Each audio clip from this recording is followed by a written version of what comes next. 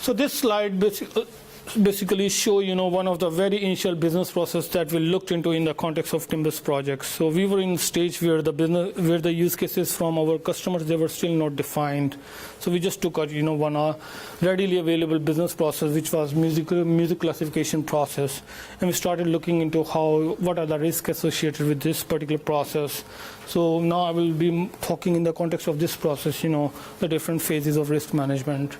So in the context of risk identification, like I said, so we are looking into, okay, there are different process steps within this process, and these steps basically need different type of services. For example, whenever this process activity is executed, it needs some service, internal web service, which has a risk of becoming obsolete.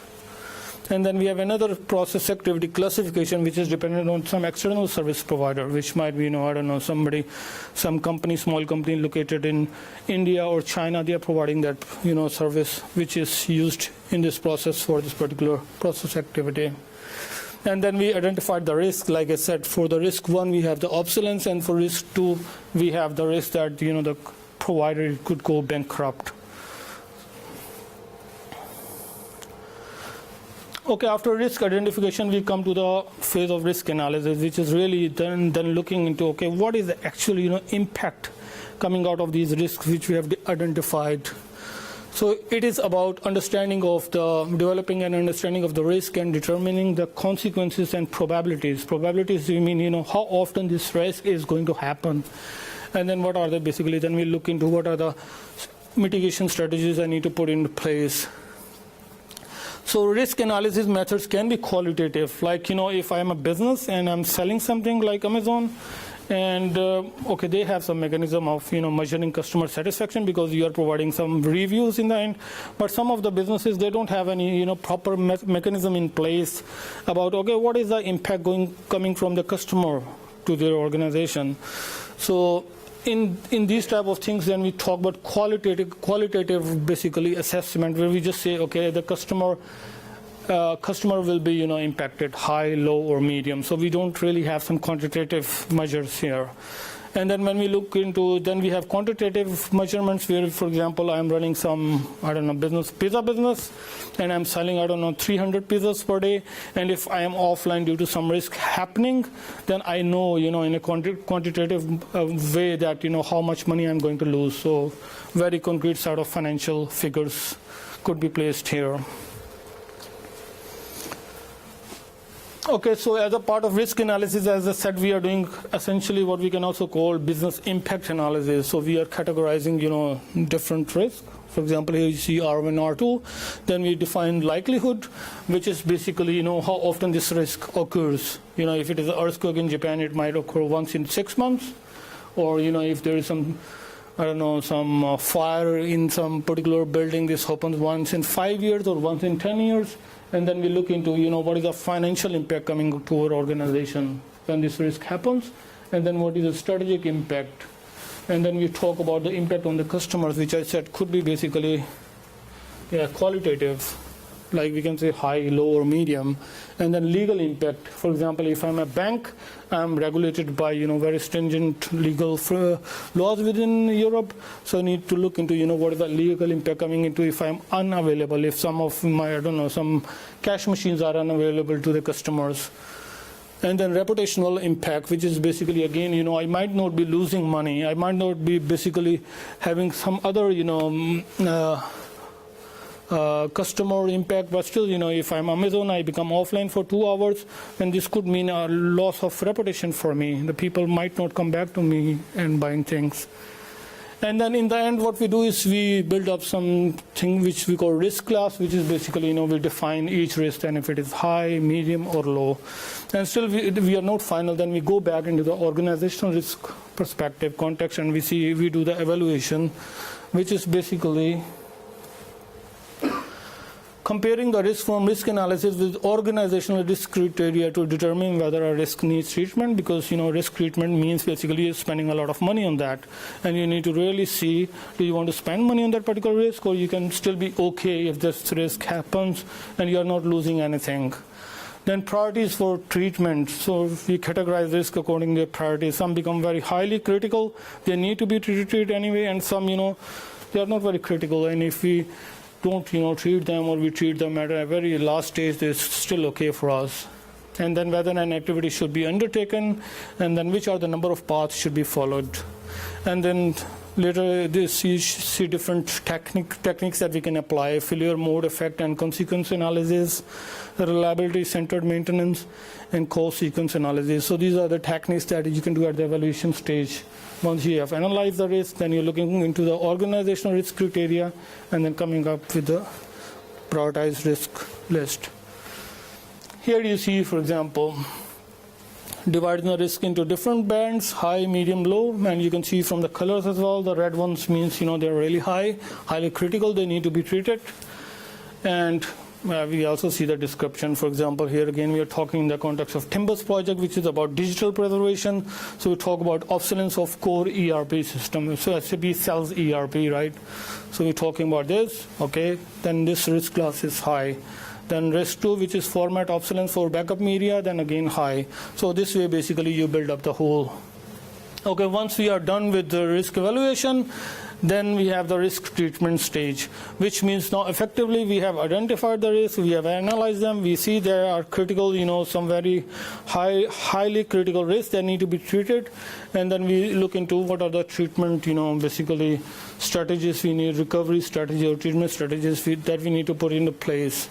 So aim is to select and implement one or more risk mitigation option for changing. For example, the impact of risk. Here again, digital preservation.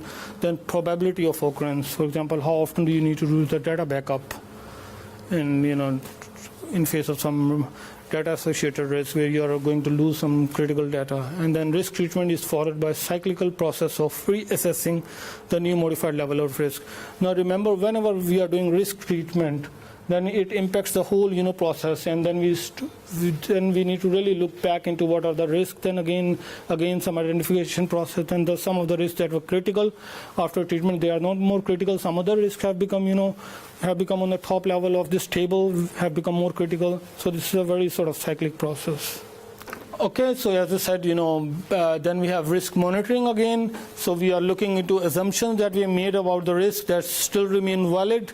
Expected results are achieved, and results of risk assessment are in line with the actual experience, and risk treatments are effective. So essentially we can say that risk monitoring is basically, some companies might be doing that, 15 days, after every 15 days. Some companies, they do after each quarter. Some companies do after, each year. So it completely depends on the very nature of the organization we are looking into. Okay, that was so far, very general approach about risk management, how things are done, what are the different stages in the area of risk management, particularly in the context of ISO 3001. And now I will talk about risk management, particularly in the context of our project Timbus that we are driving. So here particularly we are looking into digital preservation as something which is a mitigation strategy. So we look into information sources, information services, and we look into risk like obsolescence. And then we take digital preservation as a mitigation or recovery strategy here. So idea is basically we have to ensure the long-term availability. So we have the business processes, right? Then we basically do risk analysis. Then we identify critical parts of the business that need to be made available. Even after 20 years to 100 years. And then we have to look into how to make them, still available. And that's the point where we then come into digital preservation context, and we take digital preservation as a recovery strategy there. So as you can see, DP is a means to mitigate risk, threatening the long-term availability of digital information. So also the idea is digital preservation, even, if I talk from an SAP perspective, it is not something very interesting or, something very important, from many organization perspective. The whole idea of this project is really to align digital preservation with organizational strategy and objectives, highlighting that, as an effective strategy to deal with the basically scenarios we are identifying in the project. And of course, rationalizing DP from risk management perspective. So yeah, essentially, so the solution we are implementing in the Timbus project, so digital preservation remains a core when we are talking about IT services and how to basically deal with the risk associated with them. So digital preservation is a tool set for handling and mitigating information-related risks in the Timbers project, and is basically essentially a special risk treatment action. Here you see the modified version of now risk management process. So I showed you in the start, which was risk identification, analysis, evaluation, treatment, and monitoring. And here you see particularly in the context of Timbers. So when we are talking about identifying risk, we are also talking about capturing the business process. So here really we are talking about the whole context, which is associated with the business we are interested in. We need to capture that. So here we are talking about, business process, basically behavioral information, all the logs about the business process, what happened actually, what were the legal,